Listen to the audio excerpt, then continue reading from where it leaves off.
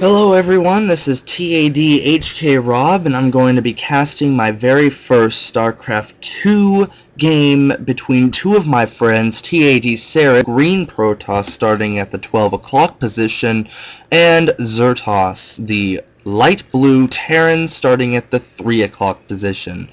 This game is being held on MLG Metalopolis, which is a version of Metalopolis that does not allow cross-position starting points, such as the close-by ground. It does allow, however, close-by air and far-by everything that is diagonally and, well, right next to each other starting positions.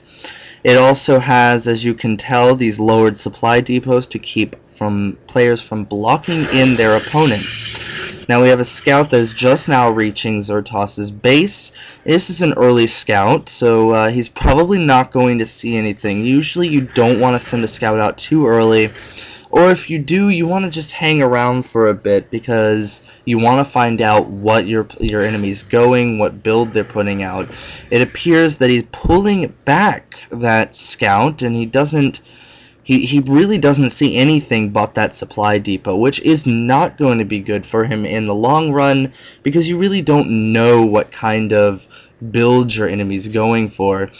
Now, just saw a maneuver by Zurtoss here. He was looking for proxies. He saw that probe obviously come in. He's probably looking for a pylon or something that he didn't find, but it's always great to play safe. It's always good. You don't always find something, but when you do, it's very important that you do and that you stop it. As we can see, there's a barracks that has just come down for Zurtoss. This barracks is earlier than TADCereith's just now coming into play gateway. This is also probably going to help him in the long run, mostly because he's not too far behind on probes. He's still got that income to support, to further. He's still got that economy that he can still build up, and he can still support more, not more, but relatively the same amount of units as TADCereith. It's also too early in the game to decide that, but as far as economies go in very, very early game, he seems to be on par with TADCereith. We have one SCV that's mining that gas from this reactor, and the reactor equivalent, the assimilator for the Protoss, has just come up for TADCereith, and we have a second pylon and the gateway's finishing. Now, the one thing that is not exactly good in Zurtoss's position here is he has no idea where TADCereith is starting. He has not sent out a scout, and it's usually very, very bad not to have a scout out. You don't know where your opponent's at, you don't know what their build is, and this is just going to be very bad for him in the long run. But he did, however, send a Marine out to the Xel'Naga Tower, trying to get some visual. That's going to help him a bit, and that will probably give him the upper hand if TADCereith were to send an attack towards him. He might be able to catch it in time, he might be able to build up something, and he might be ready for it. He's also sending another one down here at the second Xel'Naga Tower. Still, again, he doesn't know where TADCereith has started. He hasn't an exact idea of how this game is set up. So it would probably be wise for him to send one of these Marines over to one of the bases, or at least two of the bases. I would say at least two of the bases, just to get an idea of where his enemy's at. Now there's a little bit of a skirmish here at the Xel'Naga Tower, and TADCereith's Zealot just wiped out that Marine and is taking the Xel'Naga Tower. Now he has visual of the entire area of the map in this middle section. That's going to really help him. It's very important that you hold on to the Xel'Naga Towers. Now we have three other gateways coming up for TADCereith, and he's chrono boosting that warp gate. This is definitely a 4-gate build. The only thing that I find strikingly different from most 4-gate 4-gate builds is he doesn't have a proxy pylon out, which is probably not a good thing because he needs that position.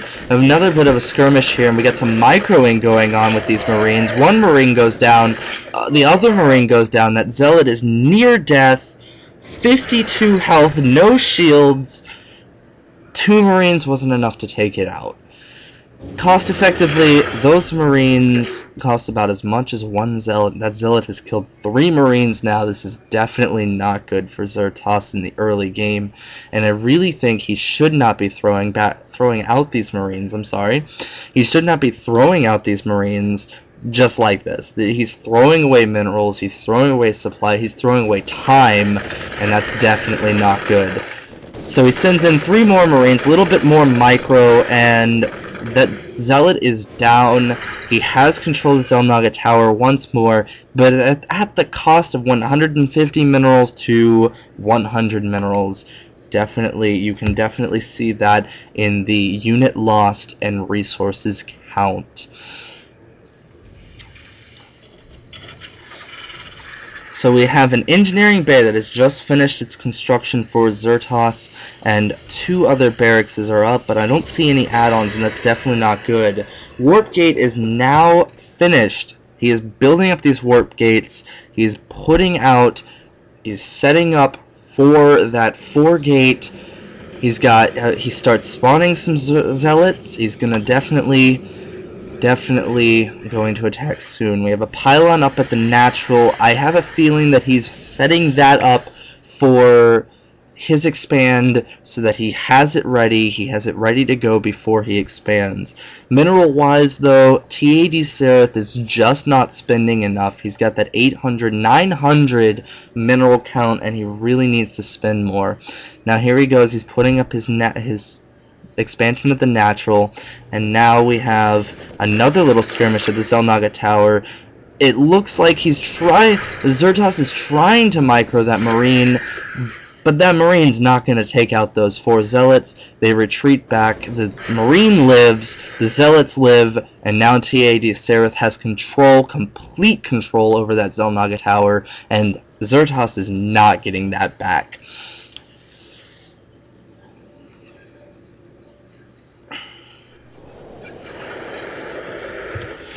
Right now we have a few Marines. We have about 10 Marines out for Zurtoss and 4 Zealots, all of them in the center of the map at the Xel'Naga Tower, out for TADCereith. Now it looks to me like he's going to be pumping out those probes, because those are going to keep his economy going, that's going to keep him alive, and that's going to keep him in the game longer. I noticed that he's not exactly rushing in with a huge army right off the bat. He's not proxy pyloning, he's not putting out what he needs, what he's would if he was doing a proper or a more refined 4-gate. This is more of a defensive 4-gate, it almost looks like.